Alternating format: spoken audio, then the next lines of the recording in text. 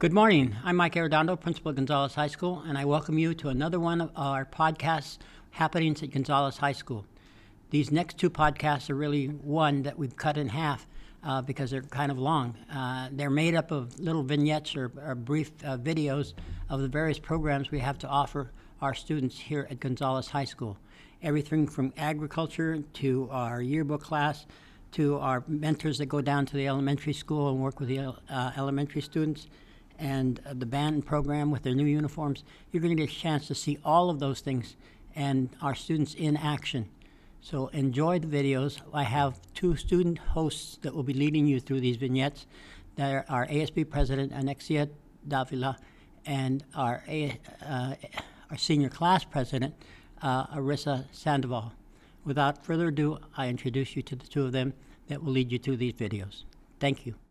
Thank you, Mr. Arredondo, for that introduction. My name is Anixia Davila, and I am a senior here at Gonzales High School, where I am also the ASB president. And my name is Arissa Sandoval, and I am the senior class president here at GHS. We are your hosts, and today we'll be showing you 4 short videos to give you a glimpse of the fun and engaging learning experiences here at GHS. Let's get started. My name is Jesus Velasquez. I teach the Digital Arts and Media program. I try to teach students things that they can use in the real world outside of the classroom and hopefully make some money with it. In Corral, I teach them how to convert raster art to vector art, meaning that they can get images off the internet and fully edit them, make them scalable without any distortion, no pixelation of any kind. Show them how to do layouts where they utilize the backgrounds properly. In Photoshop, we show them how to restore photos. It's another way to make some good money, learning how to repair damaged photos. I tell them that they learn how to do it, they can start charging for it. And then on top of that, we do a lot of the manual art in here. We do posters that are made in pastels. We do colored pencils. We do painting. We've done piñatas, doing paper mache. We've done calligraphy, and then even some art, just a regular art with graphite pencils. So we try to make it all around art class. Students right now are restoring photographs. They are taking damaged photos that slowly are getting more difficult to repair. Once I think they've got a pretty good handle on how to use the clone stamp tool and how to stamp properly, we'll move on to, we're going to continue back what we were doing with the viñetas and the calligraphy and the drawings. I try to do a little bit of computer work, then manual work, computer work, manual work, and back and forth so the kids don't get bored doing one thing too long. Now I've got a bunch of kids that are very good in classes. Many of them work for me, and I hear they don't do a lot of work in other classes, but I don't fault them. It's art class. Art's fun, and so I can see, if you're gonna have a student that's not good in math, he probably is not gonna want to do the math, but he comes in here, it doesn't work in here. So I know some people question why some of them have good grades in my class and they're failing their classes. It's because it's a fun class here. Normally when you have a fun class, you'll show up to the fun class.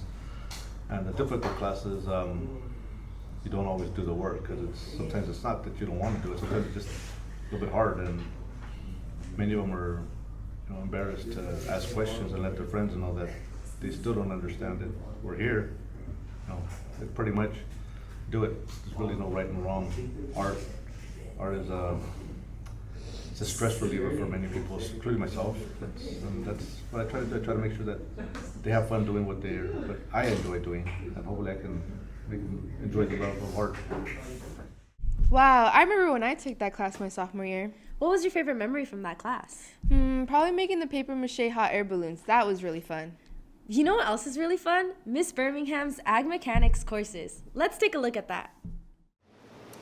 All right. This here is our metal shop that we have here as part of our Ag Mechanics program here at Gonzales High School. This program is complete with 3 different components. We have the class, we have the lab, and we also have the leadership component. So the class, we have a classroom component where we talk about, we consider it the lecture, we give information about what projects we're working on, what different applications we're going to be applying. Then we have the lab, which for my shop classes, that's the majority of the time. So here, what you see today, you've got students that are actually practicing what is most commonly known as the stick welding, which is SMAW. That's one of our introductory processes that we do as the Ag Mechanics. We do that for the Ag Mech 2 and the Ag Mech 3 classes.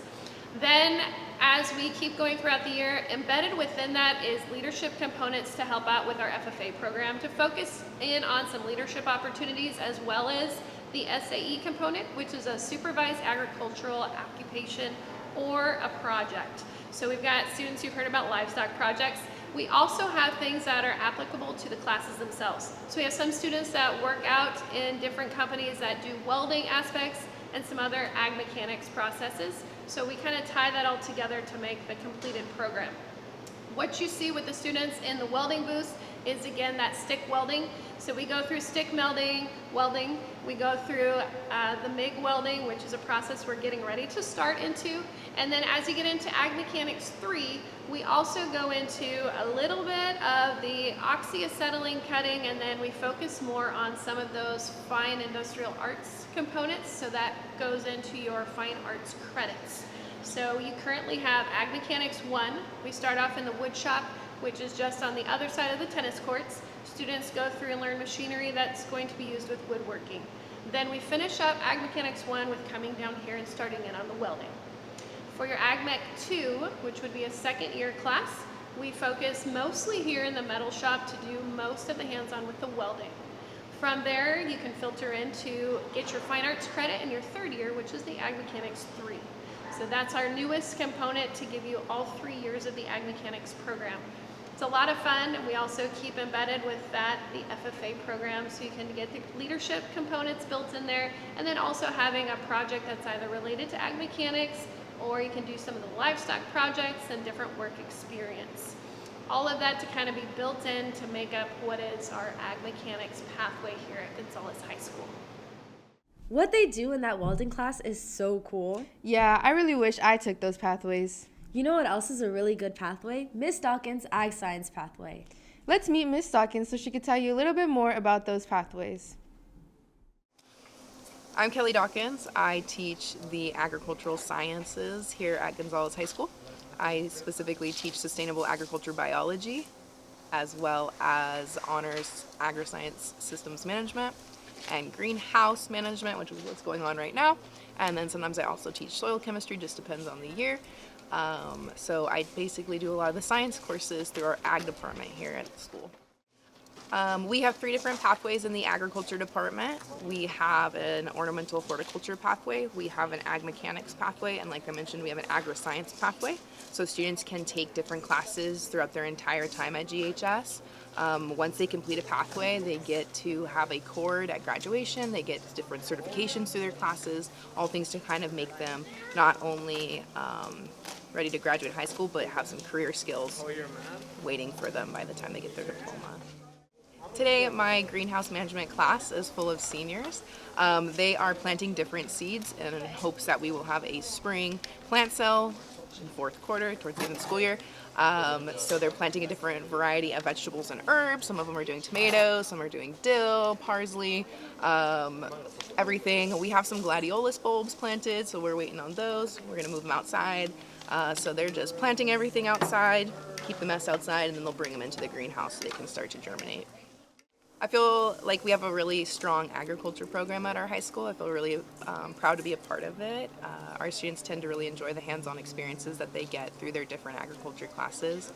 If that sounds like something that interests you, then I encourage you to talk to your counselors to sign up and join an agriculture class. Me personally, I loved both the horticulture and the ag science pathway and all the classes it offered. It really gave me a glimpse into the agriculture careers. Speaking of career pathways, let's look at Miss Perez and her mentoring program. Hi all, I'm Monica Perez and I am the teacher for Gonzales High School's Careers in Education program.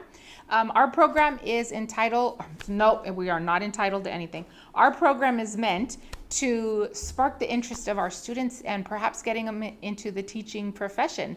My students go out to the La Gloria campus and also to the Fairview campus to work with the students, get hands-on experience of the teaching field, and they work with mentor teachers and at La Gloria and at Fairview. Hopefully fabulous. They take on the responsibility of having their kids, their own students that they work with. They come home to our classroom with such great stories about what they're watching the youth in our community do and the accomplishments they're making. Usually they come back very excited. Some of them say that it's hard work and they didn't realize how much hard work.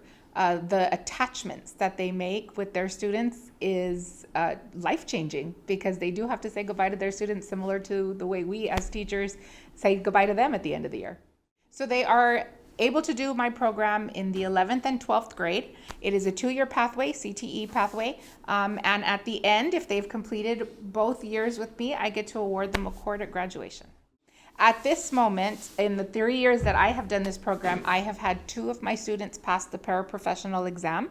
And I have at the moment about 5 or 6 working in the education system. I have one at the YMCA in Salinas. I have another doing an after-school program in Salinas as well. I would make it bigger and better. I wish that I had more schools that I could send my students out to, but I am so grateful for La Gloria, who has welcomed us all these years, and for Fairview for jumping on board with us this year, and I'm hoping they continue to stay part of our program. What I would say to them is what I tell my students when they walk out the door, which is, you're going out and changing the world one shoelace at a time. Wow, all those pathways are so inspiring, especially looking back now as a senior. I totally agree. I have loved each and every one of the pathways and classes I have taken here at GHS. They're all so fun and engaging. Remember, this is just a glimpse at what we have here at GHS. Lots more to come in part 2.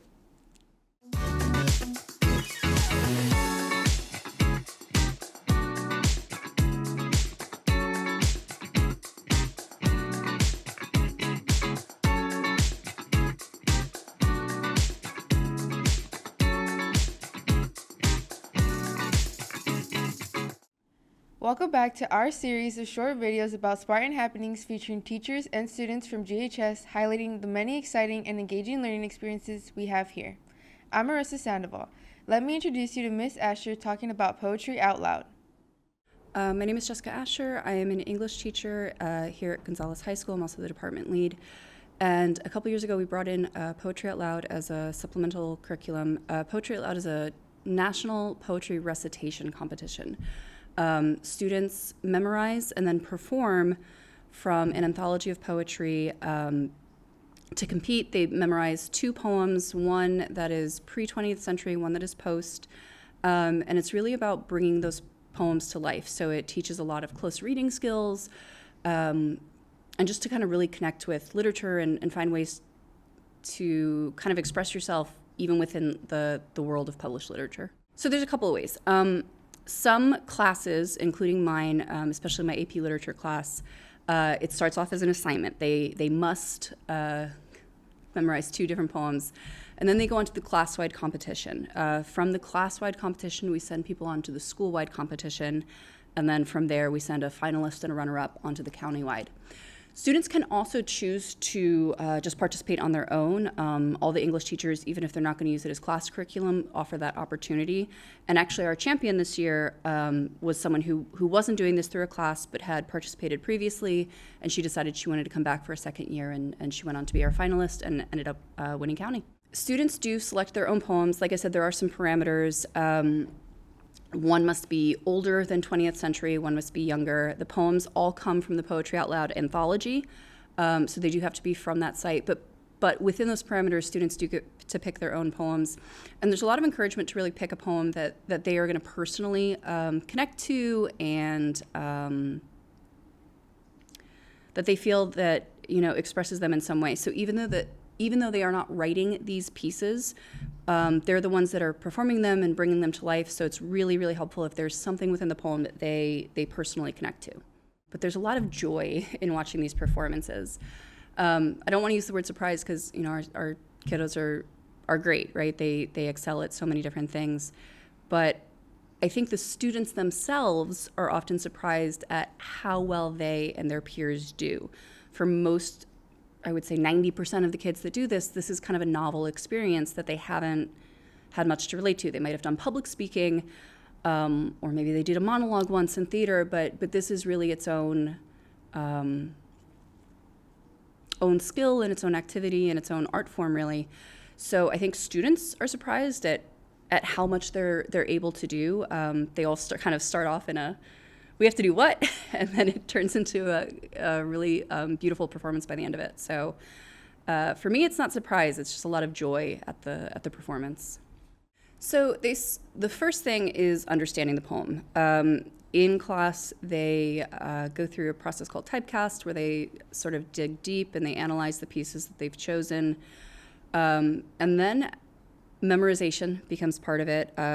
We work with students to get them some tips and some tricks on memorization. And their first performance is actually a memorization check. There's no expectation of performance, but the goal is to get through their pieces memorized with no prompting, with nothing in front of them. And then from there, it goes into the performance piece, and they treat it very much like a monologue in drama. They block out the poems. They think about where they're going to put gestures, if they're going to use gestures, when their facial expressions are going to change, when the tone of their voice is going to change. And the goal is really to make these poems as understandable to an audience that hasn't heard these before as possible. So it's about bringing poetry to life and really trying to embody that, from words on the page into this full performance. So the recent event this year, it was early February. Every year, like I said, we send a finalist and a runner-up. This year we were really lucky. We got to send 3 students because we had runner-ups tie. And they're going on to the county-wide, so Monterey County Poetry Out Loud competition. Different high schools in the area compete, and each sends their own finalist and runner-up. So it's a really cool opportunity for our students to sort of take these skills beyond our small community here, and it's really awesome for our students, I think, to see that even though we are a tiny community, we represent ourselves really well at that countywide level. Last year we placed second in the county. This year this year Nixia won first place. So I think it really brings some possibility to these students of, each year that program continues to grow because they go, oh, maybe I can do this because I know someone who did this last year. It's also a really great event to just kind of see what the possibilities within poetry are. The judges come from a wide range of arts and performing backgrounds within the county. They all kind of have these different positions around. They get to see what other students are performing, and they also got to see the Monterey County Poet Laureate perform. So yeah, I think it's just a really cool experience, and also just a way to see kind of the possibilities within performing arts. I think it's really cool for her too. And like I said before, this was someone who did this more than once. So the previous year she placed second. This year she won the whole thing. And I think that really speaks to the idea of practice and endurance and perseverance, that even someone that, is gifted in this, it took her 2 rounds. And so I guess the lesson in there is sometimes it takes that second chance, sometimes it takes the third or the fourth, right? That we want our students to know that, yes, these are opportunities, and yes, they're very talented, but these things are competitive. It requires a lot of skill and a lot of practice and a lot of commitment and perseverance. And but the flip side of that is we get to see what's possible when you do all of that. So Nixia is going to go on to represent us at state, and we're just so excited to see what happens there. So this happens every spring, right about December, January. If this is something you're interested in, I encourage you to speak to either your ELA teacher or come to me directly. I'd love to talk to you more about it. It's really funny that you mentioned about freshmen, because there was actually a freshman competing at the countywide level this year. And so there, it's not just something that happens with upperclassmen. Freshmen can do this from their very first year. And so if you I'll even take back a step. Even if you don't think that poetry is your thing, think about music. We all connect to music. We all connect to songs. That's what poetry is. So if you're someone that loves music, hint, hint, all of you, you might find that there's a poem out there for you. And so I would encourage you to try this, to kind of push yourself a little bit out of your comfort zone. And we hope to see you perform in the future. So proud of Anixia. Congratulations. You'll see Anixia again coming up in this series. Next up is Ms. De La Torre, who shares the learning opportunity for you to get real-life work experience while attending GHS. Hi, I'm Ms. De La Torre. I'm the Work Experience Education Teacher Coordinator here at Gonzalez High School. So the Work Experience Education class is known as WE, and it is a class for juniors and seniors. It is an elective. It meets the high school and college graduation requirements. So what is WE? I meet with the students once a week, and this is for students, juniors and seniors, that are actually and currently employed. They need to be employed for a minimum of 5 hours a week to be able to enroll in WE. And the students in the class meet with me once a week, and the majority of the hours that they're working, those are the hours that counts towards their class requirement. What do they learn in the class? They learn many things. We prepare students to become competitive in the workforce. So when they leave high school and they move on either to a 4-year university or maybe to a community college, they are prepared, they are competitive in the workforce, and they can apply for jobs either on campus or off campus. So once a student enrolls in my class, I also visit their work site. So together with the employer, we assess our students' areas of strength and areas of growth.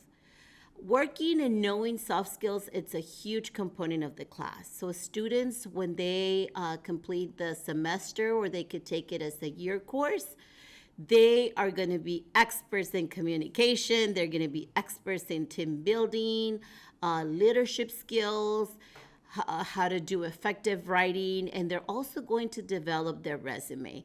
Students really improve in this class in all areas of soft skills, but also in the hard skills area, in the particular area that they're working, because we want them to learn transferable skills. So maybe they're working in a restaurant and that's not going to be their major, right, when they leave high school. But there's a lot of things that they can learn working in any type of industry that can be transferable, that they can transfer. It's a transferable skill for any job in any other industry, so they could be successful. So I look forward to having students come over at the College and Career Center. That's where I'm located here at the high school in room 52. If you or any parents have any questions, please feel free to reach out. And I look forward to having you in my class. What a great way to get ready and prepare for the life you have ahead. That's a wrap for this part of the series. See you in part 3 with more information on classes here at GHS.